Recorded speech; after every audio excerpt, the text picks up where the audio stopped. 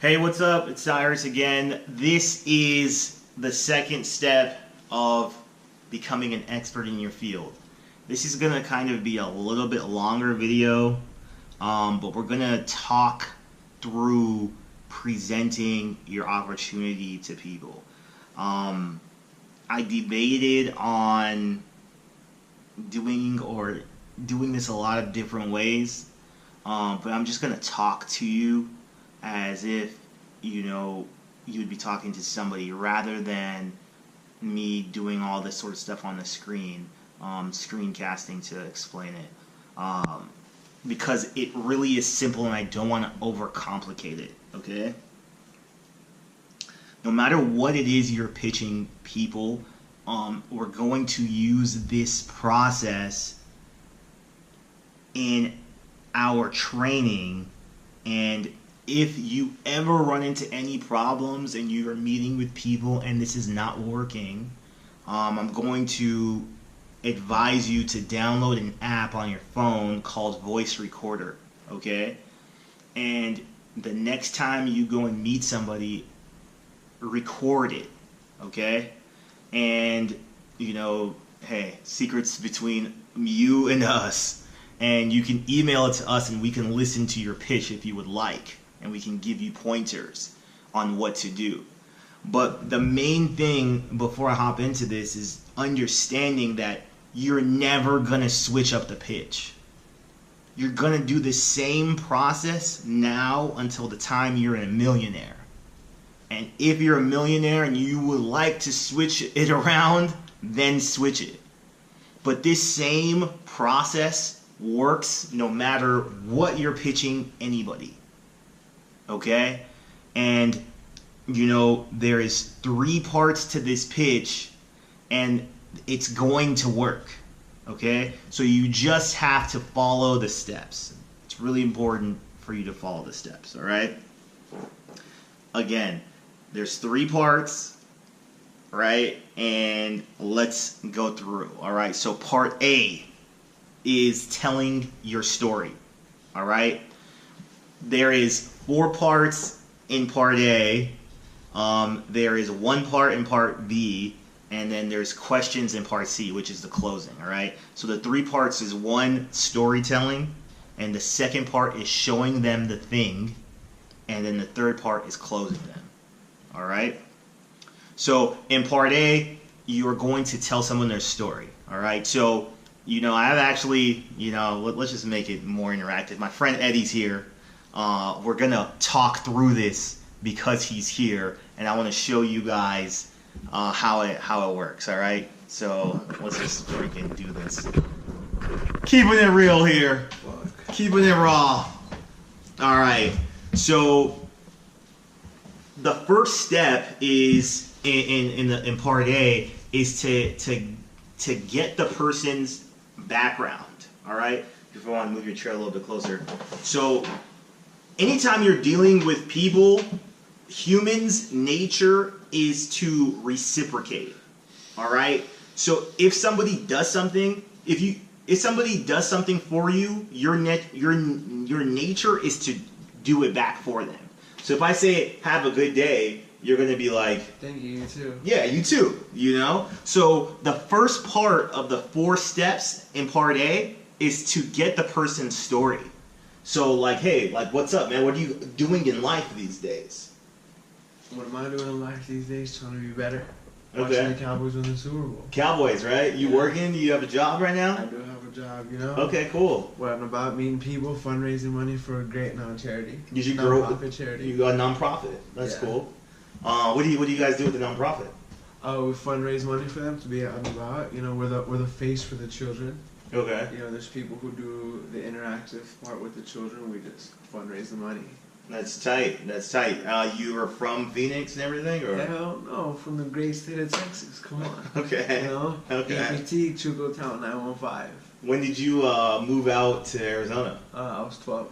10 years ago. Yeah. Okay. Did you guys move to a super nice area, or? We were actually not even supposed to live here. We were on our way from El Paso. My dad had some relatives here. We were going to stop here, but we were on our way to Denver. But our van broke down here. and my dad found a job the next day. So my uncle was like, "You guys can stay here." Wow. So we've been here So- ever since. And when you grew up, did you like get a lot of, did you go to like a nice school or how was it growing up? When we first got here, it was all right, but then we moved to the south side for a couple of years, It's a little rough. Somebody used my car as a shield while they were shooting a gun, Shit, no biggie. That's But funny. yeah, ever since I graduated high school, we've been on my way up. So Okay, cool. So that's cool, man. Well, so that's the first part of part one. Then since I asked him those questions and I got to know him a little bit, I already know him, but if you were talking to somebody, you get to know their story a little bit. Now, what I would do is I would relate to him. Okay? So, man, I'm just kind of like you, Yeah. My parents are immigrants too. We stopped in Phoenix. My parents ended up in Phoenix. I grew up in the South Side as well. That's crazy. Then I can ask them hey, where did you live on the South Side, or whatever it may be. All right. So you have to know someone's background for this to work. Okay. So what I would tell them is, my real story is I grew up on the South Side, but luckily, when I was 15, my parents moved to North Scottsdale, or North Phoenix, Scottsdale area, and I got a chance to be around people with money, and I got a chance to see what a nice life was like, Sure. And Phoenix is nice. This is part two we're hopping into. So at the end of part one, where you tell your background, you transition to part two. Part two is talking about what you're doing now and what you didn't like about it. All right. So basically, I was in the concert business. I started showing people how to make money online and having clients. But what I realized is having clients, it really sucks. If you're not getting paid your worth, you work all the time for people, and people can call you at 11 or 12 at night and be like, hey, I need you to do this now, and you have to do it, or you'll get fired. Really. Yeah, that's just the way it works. And people maybe be like, oh, you have cool clients, you have all these cool people you work for. Well, it's not that cool when you're basically a slave 24/7. Yeah. When you gotta put up with their persona. Exactly. Yeah. And I work for some of the coolest musicians you see, rappers and all these people on TV, but dude, it's not cool when all the pressure in the world is on you and you're not getting paid what it is you're worth, right? So part two is telling the person what you don't like or what you didn't like about your situation. So I just broke down the reasons why I didn't like having all these clients in my consulting business before. Hey, though it was cool, I didn't like not getting paid what I'm worth. I felt like I was, my time was constrained, all these things. I broke it down. And then the most important part, in the second part of the story of part one, is you have to twist the knife, right? You have to you have to stress and be specific in your examples about what you didn't like about the job or whatever it is that you were doing before, okay? And then you would transition to part three. And part three is, hey, I found the solution. All right, so I'll kind of break that down now. So, though I had these clients and I was doing this concert promotion and I was doing all these things, I realized that, man, if I, get involved with this life insurance company and I applied the same tactics that I used to promote these huge musicians and artists, that not only would it make me money, but it would make me money for the rest of my life. Residual for the rest of my life. Every year, I'd get a check for helping somebody protect themselves and their own family. And Like, you know, that's like a no-brainer. Shoot. Okay? So that's part 3 is, hey, I found the solution. All right? And, you know, like the fourth part of this 4-part sequence in part A is showing how you feel about the future. So after I told him, hey man, I'm about to get paid for the rest of my life, what did I do? I smiled. I laughed about it. You have to tell people how you feel about the future. You have to tell them, right? So in communication, you know, words are only 9%. When I told it to him, I smiled and my body communication got bigger. So it's showing the person, hey, I feel good about this opportunity. All right? So to recap, there's 3 parts to the presentation process. There's 4 parts in part 1, right? It's getting their story and telling your background. 2, what you didn't like about what you were doing in life before. Number 3, how you found the solution, which is your product, your network marketing opportunity, whatever it may be, your service. And the 4th part is how you feel about the future. And when you tell them how you feel about your future, you have to communicate that in your words, in your tone, right? Smile, go up, and then your body language. Big movement. You gotta be like, man, this is amazing, right? Like, you got me over here, like, mirroring you. Exactly. Like, I'm fucking moving. Exactly. All right? So, the second part in the 3-part sales process is show them the thing. All right? So, in every network marketing company, they have a video presentation that has already been created for you. All right? So, all you do is, hey, I want to show you this webinar from the company that's going to talk to you more about it. Hey, I'm going to show you this message from the owner. Hey, I'm going to show you all these sort of company things. Whatever business opportunity that is that you choose, they give you a webinar. They're like, here, just show people this and you'll be all right. All right? So that's the second part. All right? Simple, simple. Doesn't get more simpler than that. Have it on your phone. Have a computer on you. Whatever it is. You're going to sit there, show them the video, sit with them, and watch the video. All right? It's part 2. Part 3, all right, is the closing process. After you watch it, you're going to ask them these questions, all right? On your mentor calls weekly, what you're doing with your friends, quiz each other and ask each other these questions because these are going to be the same exact questions that you're going to ask everybody every time, all right? So, like, for example, I'm going to ask him these questions and then we're going to go through it like that. All right. So check it out, man. You watched the video. What did you like best? Can you, on a scale of 1 to 10, tell me, you know, where you're at? I liked it about a 7. Okay. Cool. That's cool. So he said he's a 7, right? If somebody's higher than a 6, you pretty much they're like in a place to where they want to sign up. All right.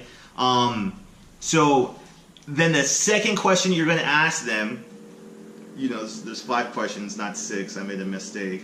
The second question you're going to ask them is, so hypothetically, you know, just throwing this out there, how much money extra would you need a month to make this worth your time?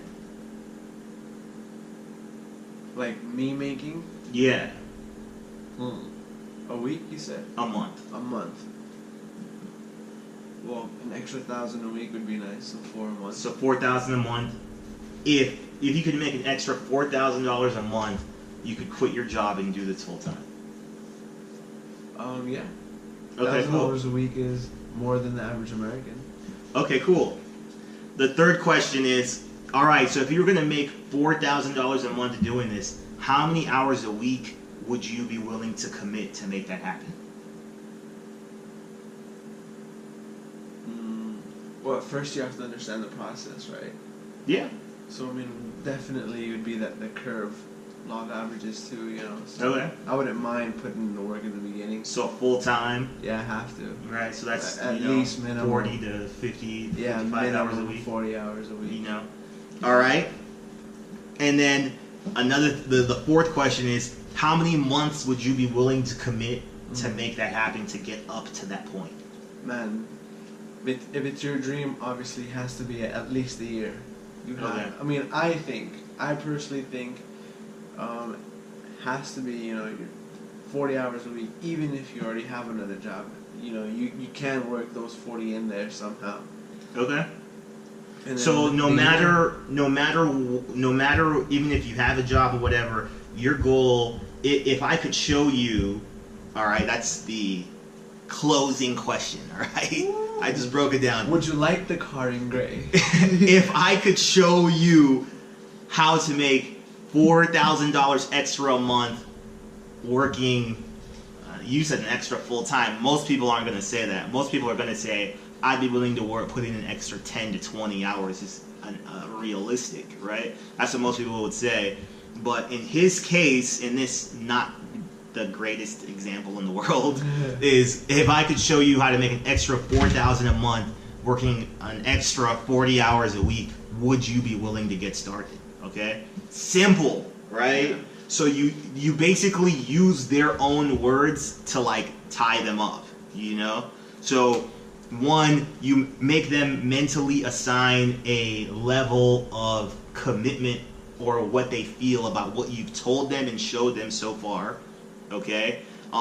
You know, then you would ask them, okay, how much extra a month would this make this worth it? Make your time worth it to get into this? They're going to usually say $500 to $2,000. Okay? And if they say that, okay, that sounds good, that's amazing. How many hours a week would you be willing to commit to that? Most people are going to say anywhere between 5 to 20 hours. Okay? And then how many months would you be willing to take to get up to that level? Most people are going to say 1 to 3 months. All right? And then, you know, hey, if I could show you how within the next 3 months to work 20 hours a week to make an extra $2,000 a month, would you get started today? Key point. When you ask that question, shut up. Don't say anything. Okay? In negotiation, once you ask somebody a sales question, you have to zip it. You gotta be Alright. talking all the time. Yeah, so don't talk Yeah. after you say that point. But anyways, that is the formula, okay? And it works every time. We're gonna outline it here on this page, and then so I know you're thinking in your head, okay, well, what happens if they have questions, if they have rebuttals, or anything like that? All right. So this is the formula that you are going to say no matter what they say to you. All right? So let's just kind of role play this. Well, first off, so for example, somebody may be like, okay, well, you know, I've tried something like this before and it didn't work. Okay? The first thing you're going to do is rephrase or re-ask them whatever question they asked you. So if he said to me, man, I tried something like this before and it didn't work, be like, oh, really? So you're saying that you tried this before and it didn't work. What company was it that you tried? Okay? So I rephrased and then I re-asked him the question. It's important because what you're doing in this string of questioning is you're going to find out the one thing that's stopping them. Because a lot of times it's just a little dumb thing that most people need to get over to make it happen. That Okay? makes a lot of sense. So you're going to rephrase and re-ask the question back to them. All right? That's the first step of the rebuttal process. The second one is to clarify. So if you notice, oh, so what company was it? I asked him a direct question in that. All right? Then he's going to be like, oh, I tried, you know, an energy drink company and it didn't really work for me. All right? And then you're going to use this exact phrase is, you know what? I understand and I realize that sometimes it doesn't work, but doing all this has shown me that, hey, okay, so the concept is you're going to acknowledge what they said and say, hey, I see what you're saying, basically. Then you're going to say, doing this new company has, or I've realized that, boom, okay? That's the fucking Sprint. The "Can you hear me now" guy. Okay. You know, he's like, hey, you know, I know you've tried the Verizon. Okay. However, Sprint is now better. Okay, cool. Boom. Example, right? And then, you know, that's the second part, is acknowledging their rebuttal and then saying, hey, this new thing has shown me this. And then the third part to close that up is to say, hey, if I could show you an alternate way, would you still be, you know, willing to do this? And then you're going to zip it again. You're not going to say anything, all right? Then they're going to say yes or no, all right? So I'm sure there's going to be a ton of questions. You know, we're going to have a lot of resources here on this page for you to check out. But, you know, remember, it's a 3-part process to pitch someone. You know, one, you're going to figure out their background, you know, their story. You're going to tell yours. You're going to talk about what you were doing before that you didn't like, and you're going to twist the knife. You're going to tell them that your amazing solution, okay? And then you're going to relay and make them feel how excited you are about the future. When you do those 4 steps, then you're going to show them the presentation from your company, okay? After you do that, you're going to do the closing sequence, all right? The closing sequence is, hey, on a scale of 1 to 10, where are you at, okay? The second part is hypothetically, how much money would you like to make a month doing this? They're going to tell you, all right? And then, hey, how many hours a week could you commit to this, all right?